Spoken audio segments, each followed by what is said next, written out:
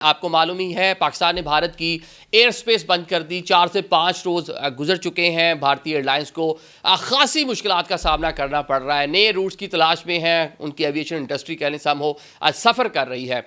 खासा नुकसान हो रहा है। अब फ्लाइट का टाइम बढ़ गया, ईंधन ज़्यादा लग रहा है, मुसाफिर परेशान है, नए रूट्स, नया एयर ब्रिज, ये बहुत सारे मसाइल उनको देखने को मिल रहे हैं। दूसरी साइड पे पाकिस्तान जो है, पाकिस्तान ने आज खुद ये फैसला किया कि हम भारतीय एयर स्पेस इस्तेमाल नहीं करेंगे। ऑल्दो भारत की जानिब से पाकिस्तान पर ये वाली पाबंदी नहीं लगाई गई थी, लेकिन पाकिस्तान ने खुद से फैसला किया कि भाई मोदी सरकार कोई नया एडवेंचर, कोई नया तमाशा, कोई नीचे से जो कमर्शियल फ्लाइट, उनसे कोई बाइद नहीं है ना।